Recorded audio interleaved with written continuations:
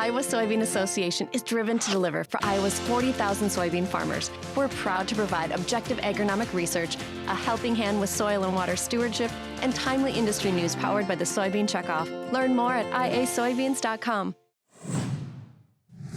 Hi, everyone. I'm Paul Yeager. This is the M2M Show podcast, a production of Iowa PBS and the Market to Market TV show. We're going to get into water again today, and specifically the Ogallala. It's over several states, and it's gone for several years of an issue of who gets what, how we decide its future, and just what exactly is at stake, and is anyone's interest more important than another? We're going to take a look at this issue from a Kansas perspective today, and we're going to talk with Susan Metzger. She's the Director of Strategic Interdisciplinary Program Development and also the Director of the Kansas Center for Agriculture Resource and the Environment and the Kansas Water Institute. She's got a big title and a very important job in trying to sort out this issue. We've talked about water in the West. Well, the water issue is coming east, and it's going to continue going east as we find out in this discussion about the Ogallala. It's a fascinating story, and it's one that everybody is kind of paying attention to and finding out exactly what can be learned and what things can be done now to preserve this resource for the future. My thanks to Susan for her time on this interview and patience in working with me in the technology. Hopefully, when you watch or listen to this, you don't notice a thing.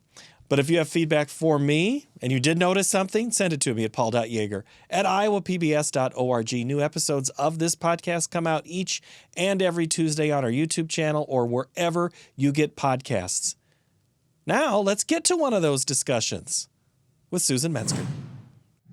Is the East Coast heat the same as Kansas heat? Well, it is not. So I'm here in Washington, D.C. for this week, and they've been claiming it's a heat wave, but it has not even approached the 90s.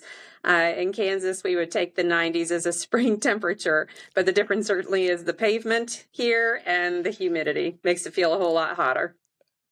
But let's be honest, though, the East Coast, I mean, they call D.C. the swamp for a couple of reasons, but it is built on a swamp. You know how D.C. can be in August. That's why our forefathers left during that time of year. It's too hot. That's true. That's very true. It is very muggy here. Where did the love of working in Kansas come from? Or where did working in Kansas start for you? Sure. Well, I actually spent quite a bit of time here on the East Coast. My father was in the military, and we moved all around the country and world when we were growing up. But he retired in the Northern Virginia area. So that's where I went to high school and actually went to college and grad schools in Virginia. But then about 22 years ago, I moved to Kansas, and I've been there since. And so I count that as home, not just because of the longest tenure being there, but just because that's where my heart is. And in Manhattan, is that where you're based? That's right. The Little Apple. The Little Apple. Manhattan is very similar to a lot of these those cities that are the land-grant institutions, the Ames, the Stillwater. They have a lot of those commonalities. Champaign, Illinois. What is it about those other institutions that you've enjoyed working with over the years? Absolutely. Yeah, you're right. There is something special about the communities around a land-grant institution, and Manhattan to me is special for a number of reasons. It has this unique relationship where it's located right next to a major military installation, and then you have the university as well. And so those two communities collaborating together just make it really different. And I think when you're situated in a land-grant community, it's really the land-grant mission. It's more about serving the people of Kansas, and you kind of feel that in the community you're in too. And being by Fort Riley, was your dad ever stationed there? Surprisingly, no. He was never at Fort Riley. So, but almost everywhere but Fort Riley. Fort Riley has a good history there, for certain. Indeed. So you have two main jobs. One is with Kare, and the other is with the Kansas Water Institute. How are those two tied together for you? Certainly. So my primary role is actually in the president's office at K-State. My formal title is a director of strategic interdisciplinary programs. And there are two programs or several programs that really fall under that I have the opportunity to serve as a director for, one of which is Kare and one of which is the Water Institute. And they're really related but different. So the Kansas Center for Ag Resources and the Environment, or Kare, has been around for a little better than 20 years.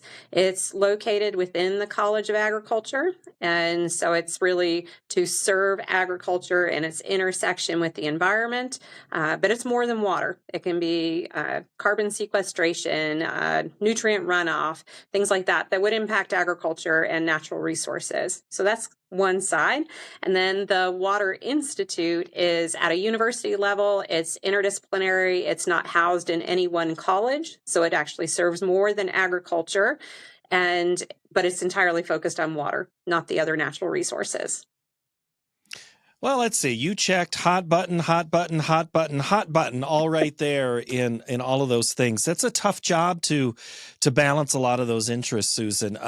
Let's start with the Kare side on knowing that carbon sequestration, huge topic right now, especially in the Ogallala region that we're going to talk about here in a minute. Absolutely. Nutrient runoff, that's always a topic in farm country. But let's start with water.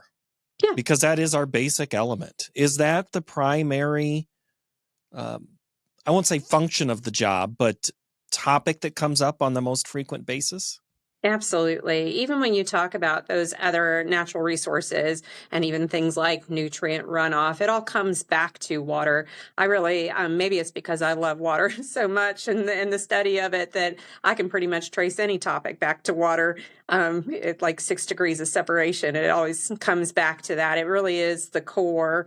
And when you're in the heartland and your job is producing the nation's food and fuel, really you can't do that without considering water resource management. And Kansas is pretty unique too, that we're on one half of the state, quite dry, semi-arid, and on the other half of the state, oftentimes quite wet. So you see it all just within our state boundaries.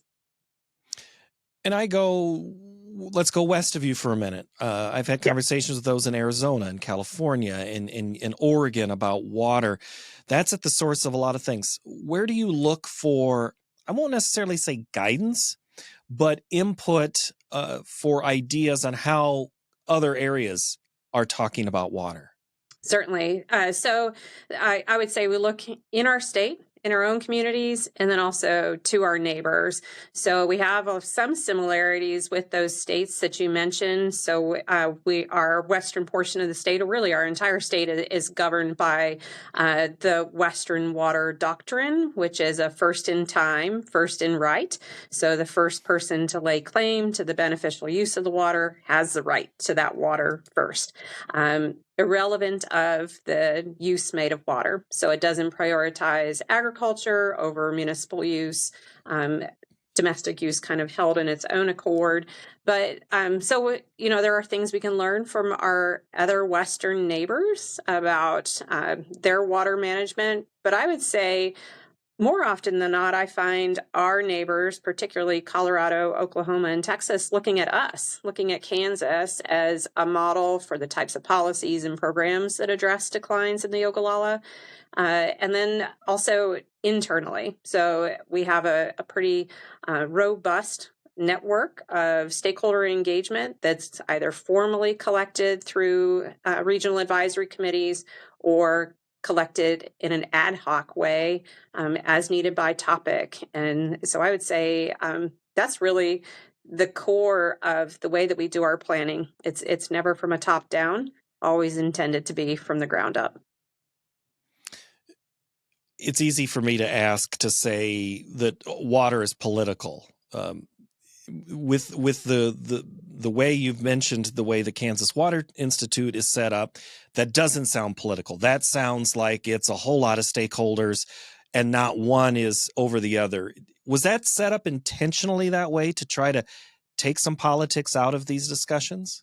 Absolutely. So I would kind of look at it a few ways. So good science has to be separated from policy. So, and that's really, the core function of our university is generating the knowledge that then helps inform good policy. So we play that role, but we're also interdisciplinary. So I'm taking into account that good water decisions aren't just agronomic decisions, aren't just engineering solutions. It requires social solutions, economic solutions, all those things together. So it's interdisciplinary, the Water Institute is, but also interinstitutional.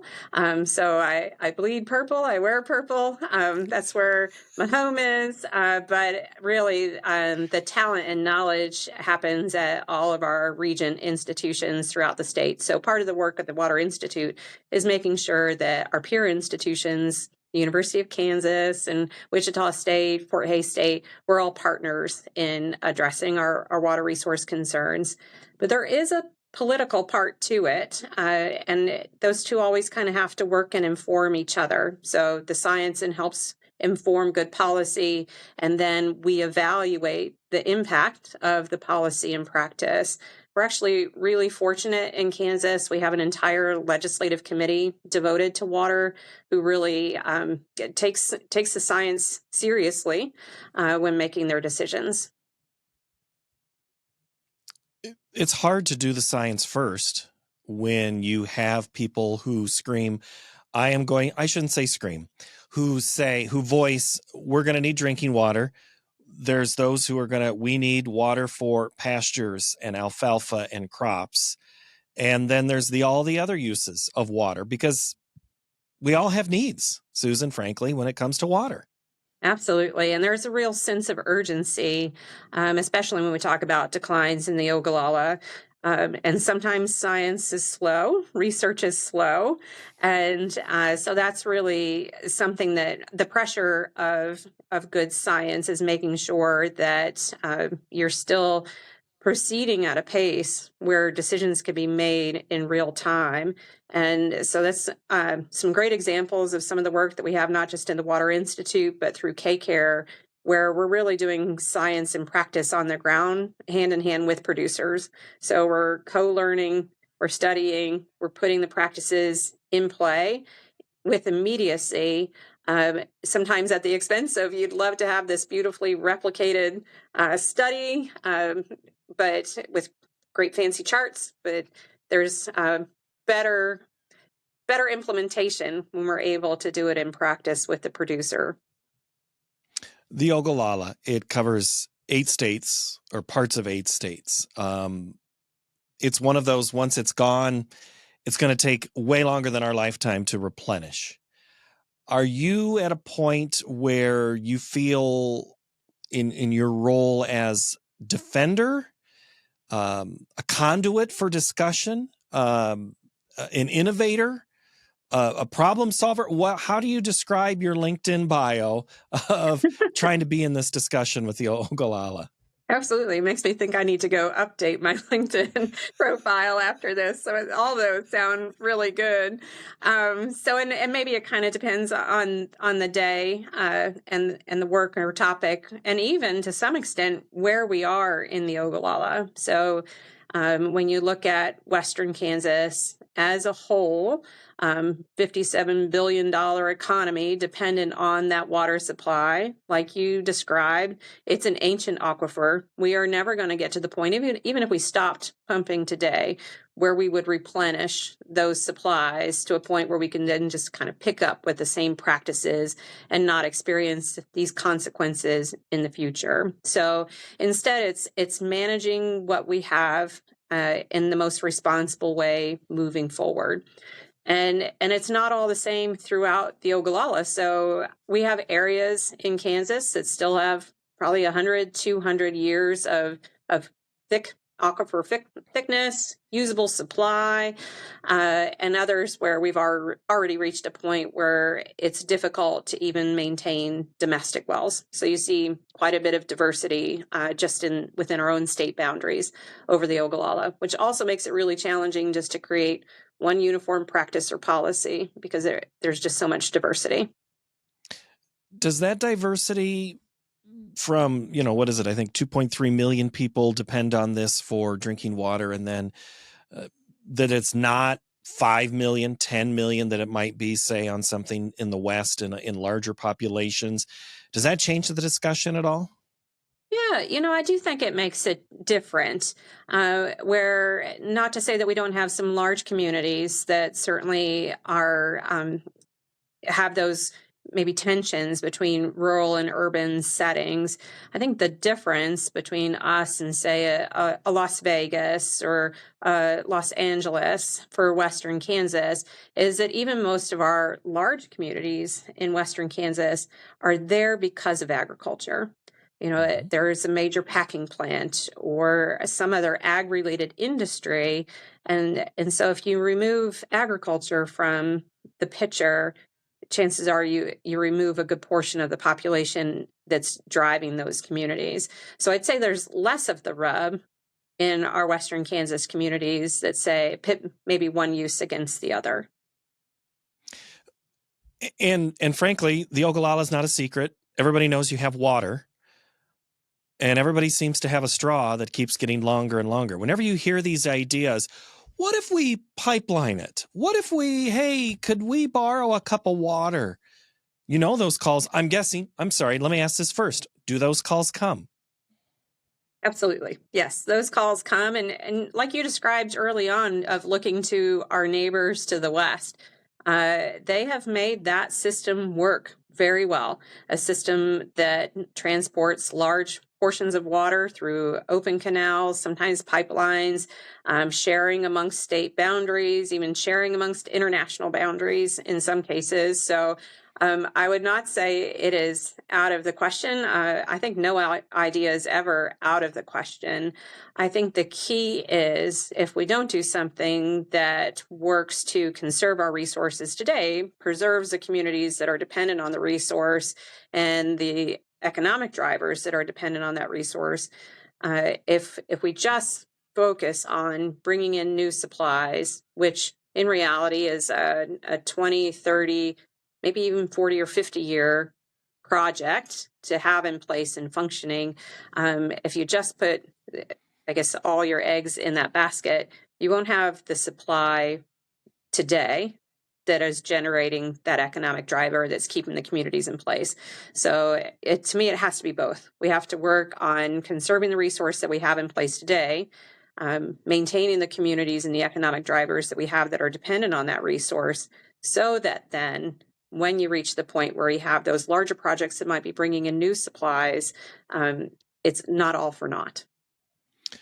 Well, I was just writing down, conserve and preserve but are those at the front of the line?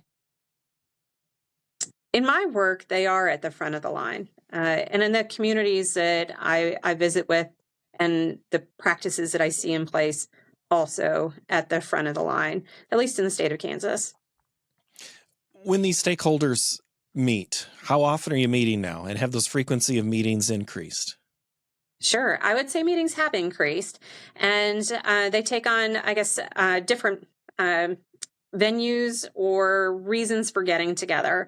So right now in the state of Kansas, we have a pretty structured process going that's directed from the governor's office. Governor Kelly directed the Kansas Water Authority to basically create a state plan that's similar to our highway plan. So we have a transportation plan that's a 10-year infrastructure investment plan in the state. And Governor Kelly directed the Water Authority to create basically something parallel for water. How would we actually prioritize our investment in water resource management over the next 10 years?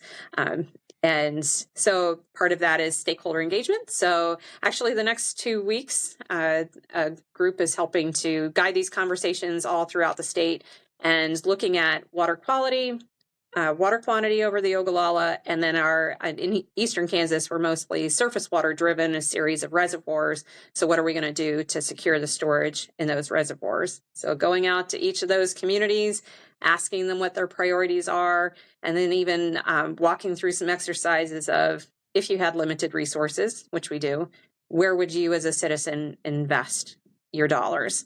And so with that stakeholder feedback, we'll generate the comparable plan for water like we have with transportation. So in that example, you're saying resource is not water, resource is money, even though we talk water as a resource, right? I just want to make sure I caught that right. Absolutely. Yes. Well, but I've written it dozens of times over the years about water being a precious resource. It is, it's a fundamental thing that's needed for agriculture. But then I get these phone calls or emails that people get angry over production agriculture taking a whole lot of water. Now, Kansas and Iowa, Illinois were similar but different. Some of our crops are a little more water intensive. What is it they say about a wheat crop? You can kill it 7 times, but that's, but it can handle, Right. withstand drought. But then I get the call every time we do a story about Norman Borlaug that says he didn't do us a favor. He did us worse because he's still dependent on water. Those agriculture interests is my question, Susan. What's their loudest concern that they give to you? Yeah. So, it is interesting. And I think that's kind of the benefit of some of these statewide conversations, because it does ask individuals that might be in Kansas City with no direct tie to the Ogallala or agriculture, what they value as far as conserving and extending the usable lifetime of the Ogallala. So you do start, I guess, in a sense, having some of those value judgment conversations with the citizens of Kansas, and perhaps even amongst different sectors of agriculture. Do you prioritize crop production over beef production? Those sorts of things. Who gets water even within the agricultural industry?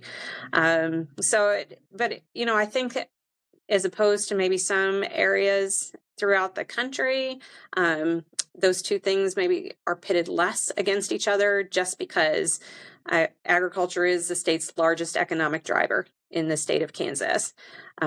If you remove agriculture from our picture, you almost decrease our economy by a half. And so I think it really is finding the solutions that keep agriculture sustainable. Susan, earlier this year you had, I think, a summit. Tell me who was at that and what was the point of it? Absolutely. So it was the Ogallala Summit. It's the 3rd time we've hosted this, and the entire purpose of it is to convene the 8 states that depend on the Ogallala together. So we have the opportunity over a 2-day time frame to hear from each other about the conditions of the Ogallala in their own state. What are some of the concerns they have? Best practices that they're seeing? How can we actually just learn from each other and make some of those changes from what we're seeing in our neighbors? And I've had the chance to go to all 3, and the benefit of that is over the years, there have been things that we've learned from our peers in other states that we've put into practice, and things that we've done well here in Kansas that others are putting into practice in their states too. So it's a really effective opportunity to get together. Susan, the Ogallala is over 8 states. Is there one in particular that leads, or not necessarily the big dog in the room, but Nebraska has a pretty big claim to the Ogallala? Do they get to have more shares in the discussion? That's a good question. I don't think so. So I think because each state governs their water resource policy separately, and we don't have, with some exceptions, there are interstate compacts that govern our surface water flows between those 2 states, but nothing that really governs how we'll share the Ogallala. So it's almost, I've heard it said, what happens in Vegas stays in Vegas when it's related to the Ogallala. That's the truth with how we manage the Ogallala amongst our states. So that's not to say that we don't learn from each other, or that you don't even see some interaction right on state borders that cause some conflict. But in general, the way you manage it in your state is the way you manage it in your state. And if I, am to be honest, I kind of feel like Kansas does it kind of the best. There are certainly things we learn from our neighbors, but there are some policies and practices that we've had in place, and even just down to the point of that we've been requiring metering and annual water use reporting for every water right in the state for many decades. And our neighboring states envy that. And because it's practiced now, it's not anything that's difficult to adapt to. Whereas some of our other states, Texas in particular, I think would like to consider some of that metering or annual water use reporting. But because practice hasn't been that way for decades, it's difficult to implement it now. So I think Kansas does it pretty good. But that gets into a whole thing. If you don't start now, then you'll never start. Exactly. Question. Yeah, that's always a hard thing. What about in Iowa in particular? We've become in this state very big for data companies or server farms, because those companies see our water as an opportunity to cool servers. But we love our devices, we love our shopping, we love what's in the cloud. But at some point, that's going to come to that bill's going to come due. There's already stories written about Iowa losing groundwater or river water because of those surveys. How does that figure into this discussion now? Yeah, that's quite interesting, because usually I look at it as maybe from a different perspective. I hadn't thought of it from that server perspective. What we talk about quite a bit in Kansas is who owns the data? Whose data is it? And if you're collecting that data that helps improve management decisions, how do you protect that at the core of the kind of person that's generating the data? So I'd say that's really where a lot of our conversations come into play with the data in Kansas, and also trying to figure out. And you guys experience this in Iowa too. Literally, you're collecting terabytes of data on a farm any given time, from the GPS in your tractor and the yield monitors that you're pulling off, the mapping, precision agriculture and the application. There's so much data. There's more data than the decisions that we make from it. And so how do you really boil it down to the most important information? And then you have the server farms where we're storing somebody else's data, their backup of Facebook. I mean, Kansas has long been that spot where we've sent seeds into the earth to protect them from whatever could happen. We've got other people's data on server farms and Facebook farms and Microsoft and Google server farms. So yeah, that's another part of this as well. Okay, I want to close with water quality issues if we could. Do you find that are folks willing to engage in those types of discussions? Also, are they doing the water quality discussion like they do with preserving and the water itself? Absolutely. So Eastern Kansas is mostly surface water driven. That's where we find that we have more of our non-point source concerns, nutrient management concerns.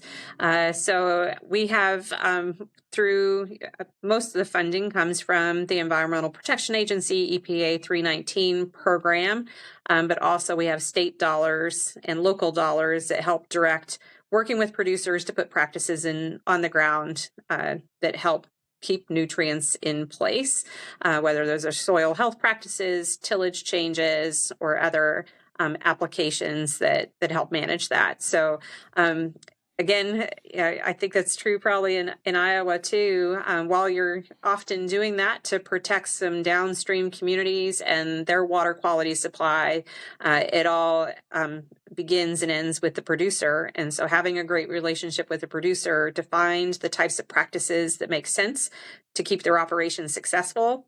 They don't want to lose nutrients any more than the community downstream wants to receive them. So working with them to keep those nutrients and applications in place. Susan, what's the biggest when a national press comes calling, or an organization that is looking at this issue of water and what you're studying? What is it you hope are their two big takeaways from how you're handling it? Yeah. So I think probably the first takeaway is, and this sometimes feels like the long game, but to me, it's the most important thing. Uh, Locally driven solutions have the highest probability for long term success. And so it really needs to stay there. Those decisions have to be generated with local knowledge, local data, and then built up to inform great policy and programs that support that. So I think that's always where I lead. And then I think the second is truly a sense of urgency. Like I said, there might be some places where we have sustainable supply for truly decades, if not hundreds of years into the future. But for the most part, that's not the case. And so while the long game is necessary, there's a sense of urgency that something needs to be done today. Urgency on an issue that's not new, True. but it's just absolutely come to a head here in the last few years. Indeed. All right, Susan Metzger, I appreciate you making time for us to fill us in on this topic, and I really hope we can talk again in the future and see how things are progressing. I hope so too. Thank you for your time. The senior producer for Market to Market is David Miller. The production supervisor is Chad Aubrey. Our audio engineers are David Feingold, Sean Ingracia, Kevin Rivers, Neil Kare, and Julie Knudsen. My name is Paul Yeager. I serve as your producer and host and editor of this podcast. We look forward to you consuming another episode next Tuesday. We'll see you next time. Bye-bye.